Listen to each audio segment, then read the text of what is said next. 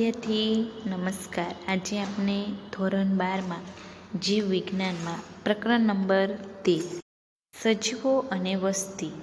અગાઉના લેક્ચરમાં આપણે વસ્તી વૃદ્ધિ અને પોપ્યુલેશન ગ્રોથ કહેવામાં આવે છે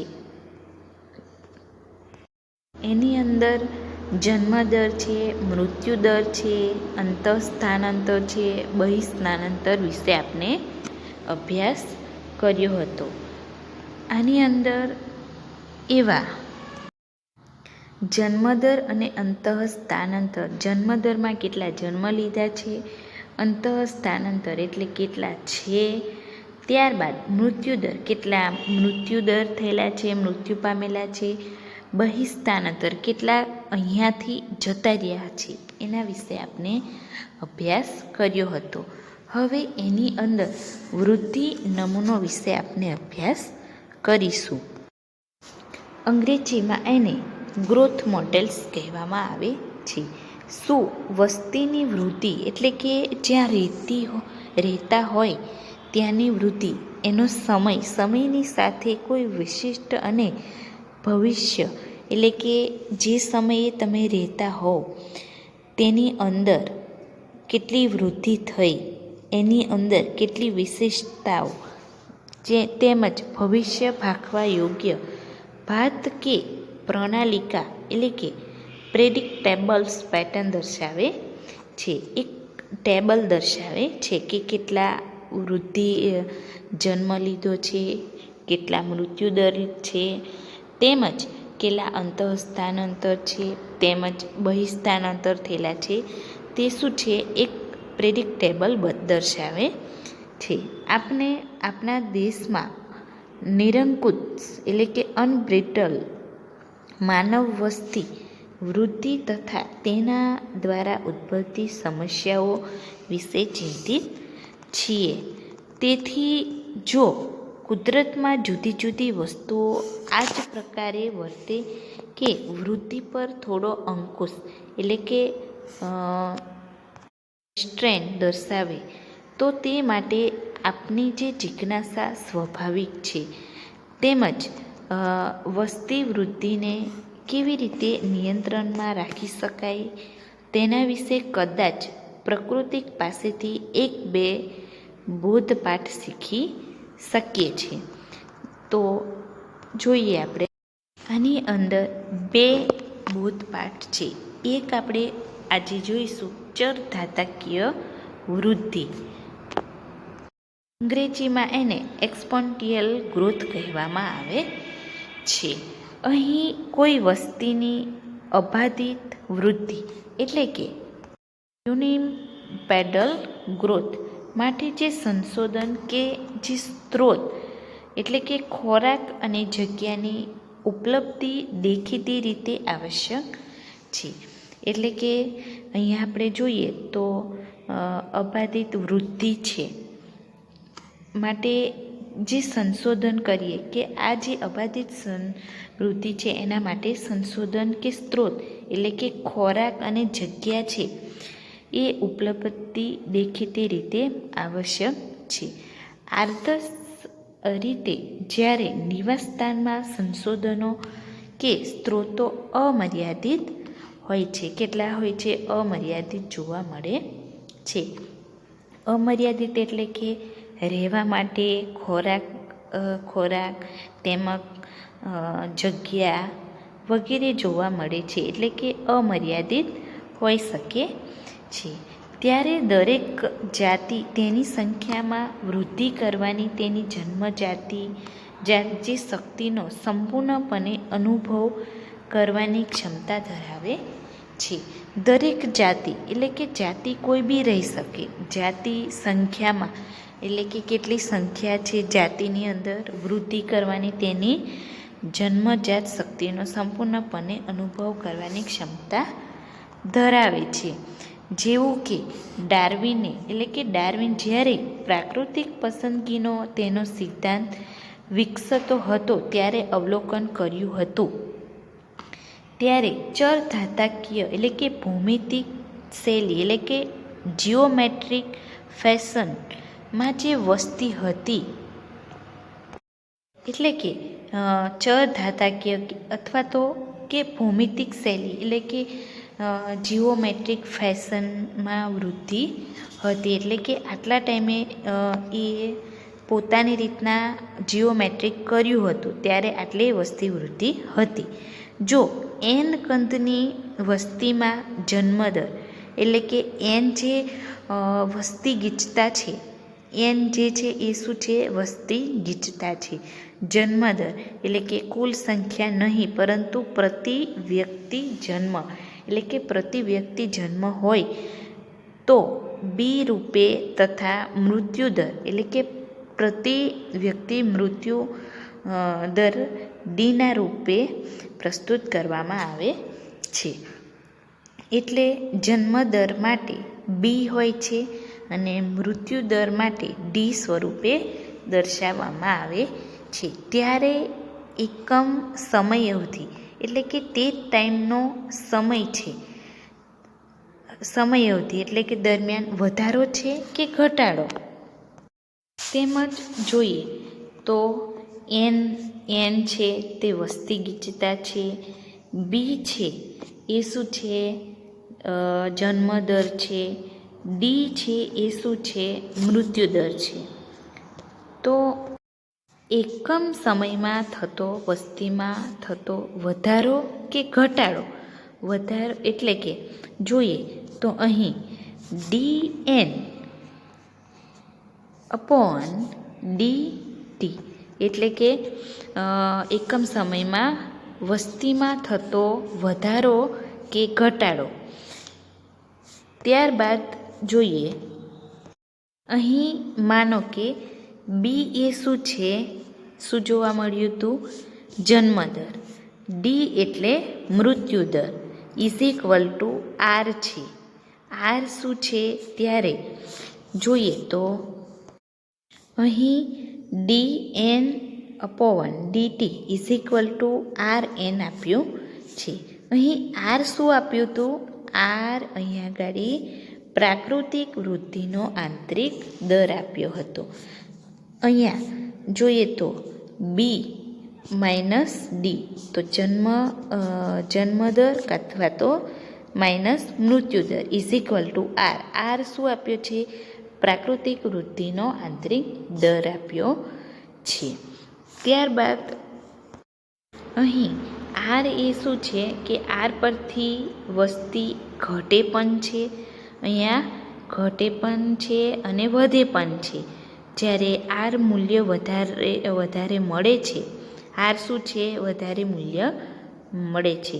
હવે અહીંયા ઇફેક્ટિવ પરિબળો છે એ શાના આધારિત? કે જૈવિક અને અજૈવિક પરિબળો જવાબદાર હોઈ શકે છે. અહીં જોઈએ તો D N upon DT is equal to R N એટલે કે આર એટલે કે પ્રાકૃતિક વસ્તીનો આંતરિક દર અથવા તો બીજું એન છે એટલે કે વસ્તી ગીચતા. અહીં આ સમીકરણમાં પ્રાકૃતિક વૃદ્ધિનો આંતરિક દર જોવા મળે છે.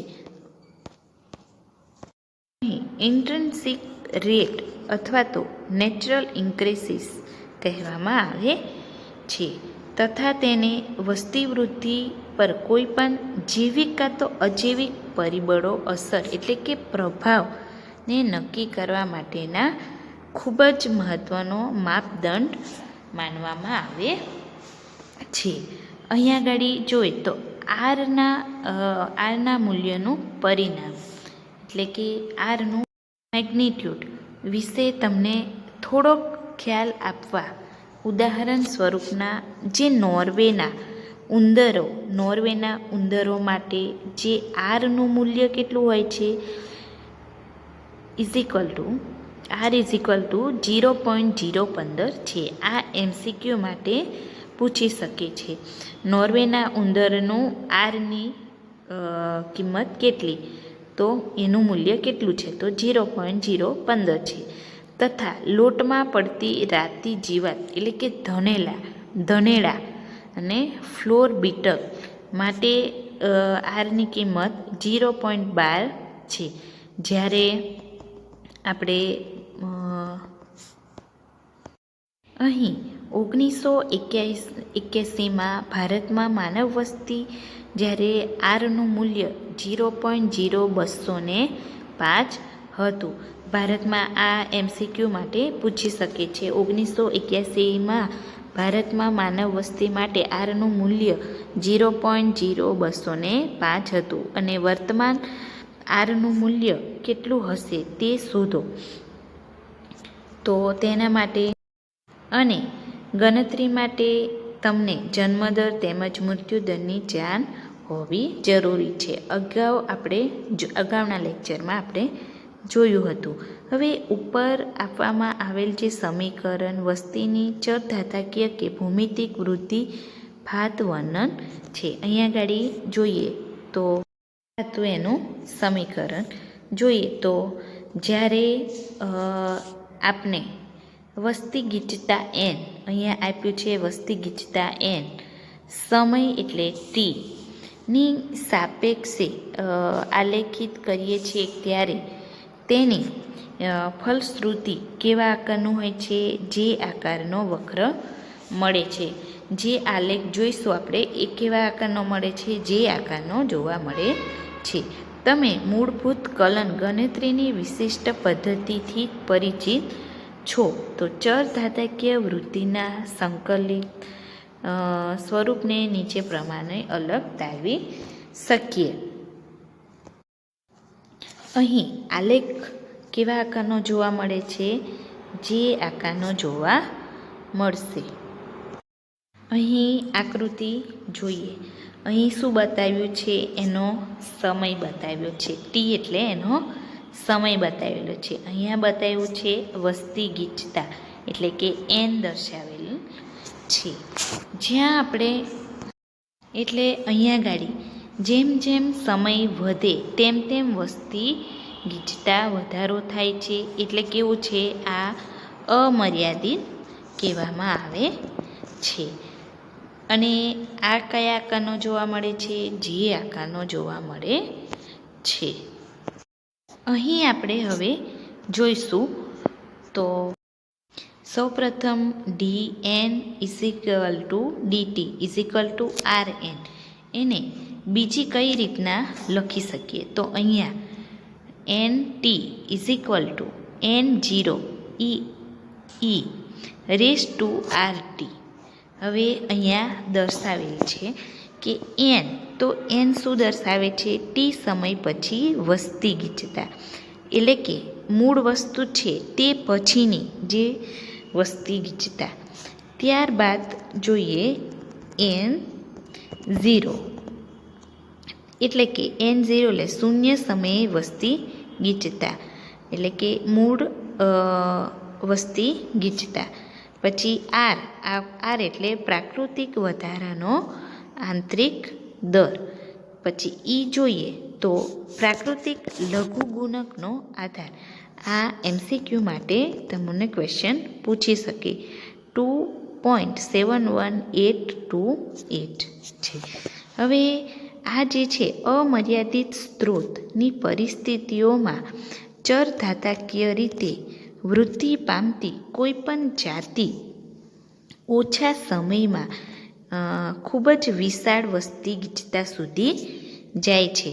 એટલે કે ઓછો સમય લે છે, ઓછા સમયમાં, એટલે કે ખૂબ જ વિશાળ વસ્તી ગીચતા સુધી પહોંચી શકે છે. અમર્યાદિત સ્ત્રોતની પરિસ્થિતિઓમાં કેવું હોય છે? ચરઘાતીય રીતે વૃદ્ધિ પામતી કોઈપણ જાતિ ઓછા સમયમાં ખૂબ જ વિશાળ વસ્તી ગીચતા સુધી પહોંચી શકે છે.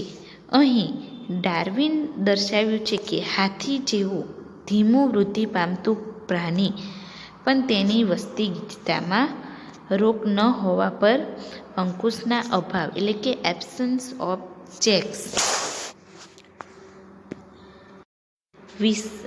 વિશાળ સંખ્યા સુધી પહોંચી શકે છે. તેમજ ચરધાતાકીય રીતે વૃદ્ધિ કરવા પર વિશાળ વસ્તી જે કેવી રીતે ઝડપથી નિર્માણ પામે છે. તેમજ નાટકીય ઢબે નમૂનારૂપ નિરૂપણ એટલે કે ડ્રામેટિકલી ડેમોન્સ્ટ્રેટ વિશે નીચે પ્રમાણેનું લોકપ્રિય રમૂજી ટૂચકું સંભળાવ્યું છે. તો આ વાર્તા બુક્સમાં આપેલી છે, જોઈ લેવું. તેમજ હવે થોડું જોઈ લઈએ આગળ. અહીંયા ગાડી વસ્તી વૃદ્ધિ ચક્ર, અહીંયા ગાડી સમય તેમજ વસ્તી ગીચતા દર્શાવે છે.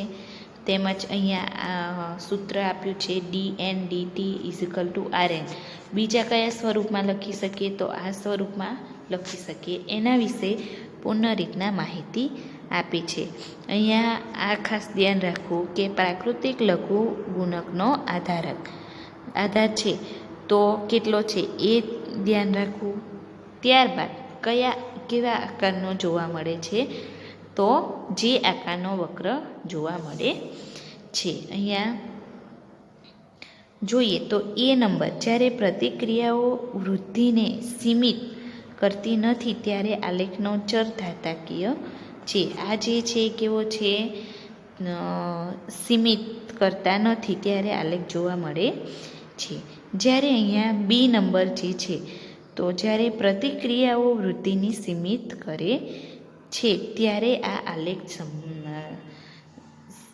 દર્શાવવામાં આવે છે. અહીં કે છે તો વહન ક્ષમતા જોવા મળે છે. ટોપિકની અંદર MCQ માટે બહુ બધા પ્રશ્ન છે તો ખાસ ધ્યાન રાખવું. આજનો લેક્ચર આપણે અહીં પૂર્ણ કરીશું. ધન્યવાદ.